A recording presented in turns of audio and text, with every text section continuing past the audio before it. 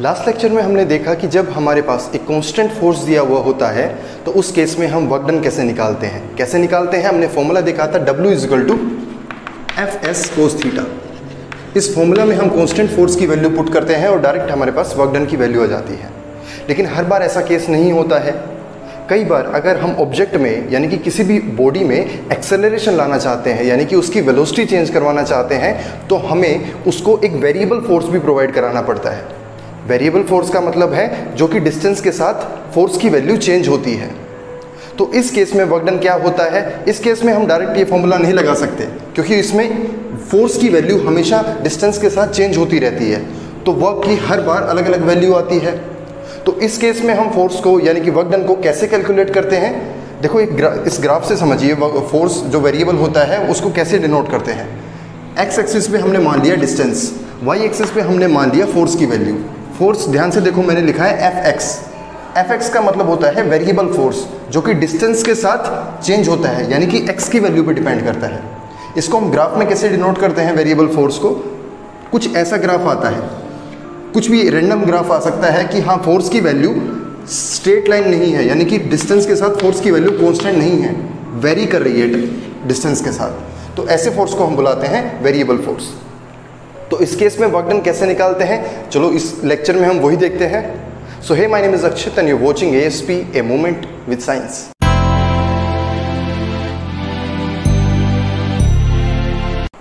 अब हमारे पास कोई भी एक वेरिएबल फोर्स का ग्राफ दिया हुआ है जहाँ पे इस कोऑर्डिनेट सिस्टम में एक साइड तो हमने ले लिया वेरिएबल फोर्स और दूसरी साइड ले लिया डिस्प्लेसमेंट। हमने देखा कि ये कोई इनिशियल पोजीशन है xi, इस पोजीशन पे जो फोर्स की वैल्यू है वो ये है। फाइनल पोजीशन है xf, इस पोजीशन पे हमने मान लिया फोर्स की वैल्यू ये है। अब फोर्स वेरी कैसे किया है, इस पाथ को ऑब्जर्व करो। ये जो पाथ है ये बता रहा है कि फोर्स की वेरिएबल फोर्स की वैल्यू कैसे वेरी कर रही है। ठीक है, अब अगर हम इस एरिया के नीचे, कर्व के नीचे का एरिया को स्टडी करें तो किसी भी कर्व के नीचे का जो एरिया होता है वो किस चीज़ को डिनोट करता है, ये जानने के लिए एक सिंपल सी ट्रिक है। वो क्या है, जो y एक्सिस पे क्वांटिटी गिवन है उसको x एक्सिस की क्वांटिटी से मल्टीप्लाई कर दो। यानी कि y पे क्या गिवन है, फोर्स को किससे मल्टीप्लाई करना है, x एक्सिस पे क्या दिया हुआ है, डिस्प्लेसमेंट, यानी कि फोर्स को डिस्प्लेसमेंट से मल्टीप्लाई करना है। ये हमने पिछले लेक्चर में क्या पढ़ा था, किसके इक्वल होता है, वर्क डन के इक्वल। यानी कि इस कर्व के अंडर जो एरिया आएगा वो किस चीज़ को डिनोट करेगा, वर्क डन को। यही तो हमें निकालना है, वर्क डन बाय ये वेरिएबल फोर्स। यानी कि अगर हम किसी तरह इस एरिया का पता लगा लें कि ये कितना है तो हमें ये पता लग जाएगा कि हमारे वर्क डन की वैल्यू कितनी है। लेकिन ये जानना इतना आसान नहीं है। क्यों, क्योंकि ये जो फिगर आई है ये मैथमेटिक्स में कोई ऐसी फिगर का एरिया हमारे पास कोई डायरेक्ट फॉर्मूला होता नहीं है। तो इसको सॉर्ट आउट करने के लिए, इस प्रॉब्लम को सोल्व करने के लिए हम मानते हैं, देखो इसको कैसे सोल्व करेंगे, हमने अपने कर्व को छोटे छोटे रेक्टेंगल्स में डिवाइड कर लिया। वो कैसे किया कि ये जो पूरा डिस्टेंस था ना xi से xf यानी कि इनिशियल से फाइनल तक, हमने उसको छोटे छोटे हिस्सों यानी कि डेल्टा x क्या होता है, चेंज इन पोजीशन, छोटी छोटी पोजीशंस में इसको डिवाइड कर लिया। उससे क्या फ़ायदा होगा हमारे पास, ये देखो जो ये वेरिएबल फोर्स था ना ये कंप्लीट फिगर में यानी कि इनिशियल से फाइनल तक तो हमारे पास एक वेरिएबल फोर्स आ रहा था। लेकिन जब हमने इस छोटे से हिस्से में डिवाइड किया, ये छोटा सा हिस्सा delta x tends to zero का मतलब होता है इनफाइनाइटली स्मॉल वैल्यू। उससे क्या फ़ायदा होगा, जो यहाँ पे ये फोर्स की वैल्यू आएगी ना ये ऑलमोस्ट कांस्टेंट आएगी, यानी कि ये एक स्ट्रेट लाइन आएगी। इतना छोटा सा हिस्सा लिया हमने, स्ट्रेट लाइन आने से क्या हेल्प मिलेगी, ये जो पूरा है ना देखो ये एक रेक्टेंगल बन जाएगा।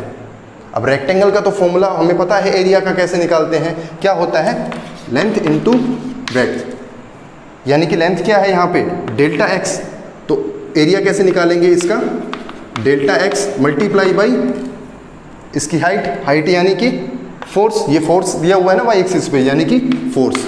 तो ये क्या आ जाएगा आपके पास, एरिया किसके इक्वल आ जाएगा, वर्क डन के। अब ये जो एरिया आया ये किस हिस्से का आया, सिर्फ ये जो हाईलाइट किया है ना मैंने इस हिस्से का आया है। ठीक है, लेकिन हमें चाहिए कहाँ से कहाँ तक, इनिशियल से फाइनल तक। तो इसके लिए हमें क्या करना पड़ेगा, ऐसे जितने भी हिस्से लेंगे यानी कि यहाँ से ये छोटे छोटे हिस्सों को हमें सबको जोड़ना पड़ेगा, सम करना पड़ेगा।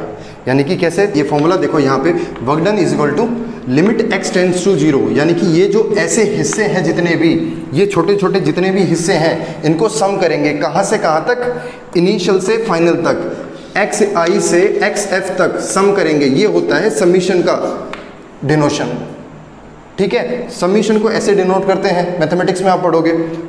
किस फॉर्मूला के अकॉर्डिंग सम करना है, f इंटू डेल्टा एक्स। अब इसको जब सम करेंगे तो ये बहुत ही हेक्टिक हो जाएगा। इसको आसान बनाने के लिए मैथमेटिक्स हमें एक बहुत ही इजी सा टूल देता है, उसका नाम क्या है, इंटीग्रेशन। मैंने आपको पहले भी बताया था इंटीग्रेशन का मतलब क्या होता है। इंटीग्रेशन का मतलब होता है जोड़ना, छोटी छोटी चीज़ें होती है उनको सम अप करना। ठीक है, उसका फॉर्मूला क्या होता है, W is equal to, integration का साइन ये होता है f इंटू डी एक्स। कहाँ से कहाँ तक, ये लिमिट भी बतानी पड़ेगी, यानी कि xi से xf तक। इस फॉर्मूला के अकॉर्डिंग हम वेरिएबल फोर्स के द्वारा कितना वर्क डन किया गया है ये निकाल सकते हैं। क्लियर है। अब ये तो आपके पास फॉर्मूला था जब फोर्स की वैल्यू मैग्नीट्यूड में वेरी करती है, लेकिन ऐसा भी हो सकता है मैग्नीट्यूड के साथ साथ फोर्स की डायरेक्शन भी वेरी करे, यानी कि थीटा की वैल्यू भी वेरी करे। ठीक है, तो उस केस में हमें फॉर्मूला में एक चीज़ और ऐड करनी पड़ेगी, यानी कि थीटा की वैल्यू भी ऐड करनी पड़ेगी। तो वो कैसे करेंगे, इस केस में क्या हो जाएगा, एफ डी एक्स और इस साथ में हम लिख देंगे कोस थीटा, क्योंकि अल्टीमेटली जो वर्क का फॉर्मूला होता था वो यही तो होता था, एफ एस कोस थीटा। लेकिन यहाँ पे इंटीग्रेशन हो रहा है तो हम यहाँ पे कोस थीटा भी ऐड कर देंगे। कब, जब थीटा की वैल्यू यानी कि डायरेक्शन भी चेंज हो रही है। पोजीशंस आपको हमेशा मेंशन करके चलनी है, लिमिट्स फाइनल, इनिशियल से फाइनल। अब इस कॉन्सेप्ट के बेस पे एक न्यूमेरिकल देखते हैं हम। हमारे पास एक वेरिएबल फोर्स की इक्वेशन दी हुई है, किसकी टर्म्स में है, x की टर्म्स में। क्या डिनोट करता है कि ये जो फोर्स वेरी करता है वो किसके अकॉर्डिंग वेरी करता है, x की वैल्यू के अकॉर्डिंग, यानी कि डिस्प्लेसमेंट के अकॉर्डिंग फोर्स की वैल्यू वेरी होती है। ठीक है, फोर्स की वैल्यू दी हुई है 3x² + 2x + 5। ठीक है, हमें दिया हुआ है कि ये जो फोर्स लग रहा है ये x = 0 से x = 5 तक लग रहा है। तो इस केस में हमें निकालना है कि वर्क डन की वैल्यू कितनी होगी। अभी हमने एक फॉर्मूला पढ़ा है, क्या, W = integration of f dx। कहाँ से कहाँ तक, इनिशियल से फाइनल, यानी कि x = 0 से x = 5 तक। ठीक है, इसका इंटीग्रेशन कर देंगे, f की वैल्यू रखो, f की वैल्यू कितनी दी हुई है, 3x² + 2x + 5 इंटू dx। कहाँ से कहाँ तक, 0 से 5 तक। अब इंटीग्रेशन का फॉर्मूला आपको पता है कैसे सॉल्व करते हैं इंटीग्रेशन को, पावर में एक ऐड करो और उसी से ही डिवाइड करो। वो कैसे, 3x², x की पावर कितनी है 2 में एक ऐड करो, 3 को यूं ये कांस्टेंट है ये बाहर आ जाएगा, x की पावर में एक ऐड यानी कि x³ और उसी से ही डिवाइड, प्लस ये 2 बाहर आ जाएगा कांस्टेंट है, x में एक ऐड यानी कि पावर 2 / 2। ऐसे ही 5 कांस्टेंट है, यहाँ पे 5x का कोई कंपोनेंट नहीं है, यानी कि x की पावर 0 है यहाँ पे, तो x की पावर 0 में एक ऐड यानी कि x की पावर 1 और 1 से ही डिवाइड। ठीक है, लिमिट कहाँ से कहाँ तक, 0 से 5 तक। ठीक है, अब हमारे पास यहाँ पे 3 से 3 कैंसिल, 2 से 2 कैंसिल। ठीक है, तो अल्टीमेटली क्या आ जाएगा हमारे पास, x³ + x² + 5x, लिमिट 0 से 5। अब इसके बाद हम क्या करते हैं, upper limit minus lower limit, यानी कि x की जगह अपर लिमिट पुट करो, कितनी आ जाएगी, 5³ प्लस में 5² इंटू 5 इंटू में 5 माइनस x की जगह 0 पुट करो, तो यहाँ पे 0 हो जाएगा, यहाँ पे 0, यहाँ पे 0। ठीक है, तो इसको सोल्व करना है, ये कितना आ जाएगा, 125 प्लस 25 प्लस 25, तो आपके पास ये कितना आ जाएगा, 175। ठीक है, किस में आ जाएगा, वर्क डन है तो जूल। क्लियर है। अब ऐसा भी हो सकता है फोर्स की वैल्यू किसी इक्वेशन में ना दे के आपको ये दे दिया जाए कि फोर्स की वैल्यू जो है, कोई भी एक मान लिया एक ऑब्जेक्ट यहाँ से यहाँ तक ट्रेवल कर रही है, यानी कि x = 0 से x = 5 तक कोई भी ऑब्जेक्ट ट्रेवल कर रही है, तो वो हर 1 मीटर बाद उसकी फोर्स में चेंज आ रहा है। हर 1 मीटर बाद क्या चेंज आ रहा है, ये बता दिया कि पहले जो 1 मीटर में फोर्स था वो था 3 न्यूटन, उसके अगले 1 मीटर में फोर्स था वो था 3.5 न्यूटन। अगले हिस्से में था 4 न्यूटन, अगले में था 4.5 न्यूटन, अगले में था 5 न्यूटन, ऐसे 1 2 3 4 5 हमारे पास केस दे दिए। ठीक है, इस बार इक्वेशन नहीं दी, सीधा एक फोर्स की एब्सोल्यूट वैल्यू दे दी हमें। तो इस केस में हम टोटल वर्क डन कैसे निकालेंगे? फोर्स तो अभी वेरी कर रहा है, तो इसमें हम वो एक समीशन वाला जो हमने पढ़ा था, समीशन F इंटू में dx, इसको हम यूज़ करेंगे। वो कैसे?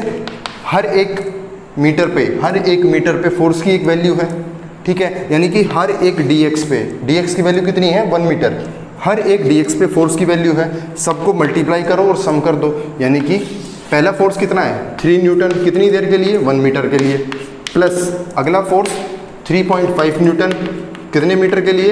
1 मीटर के लिए, प्लस अगला 4 1 मीटर के लिए, 4.5 1 मीटर के लिए, ऐसे ही प्लस 5 इंटू 1 मीटर के लिए। इन पांचों को आप ऐड करोगे तो आपको टोटल वर्क डन की वैल्यू मिल जाएगी। क्लियर है? सो इसी के साथ हमारा वर्क का कॉन्सेप्ट कंप्लीट होता है। हमने कांस्टेंट और वेरिएबल फोर्स दोनों केसेस में वर्क निकालना सीख लिया, ठीक है, उनके ऊपर न्यूमेरिकल भी कर लिए।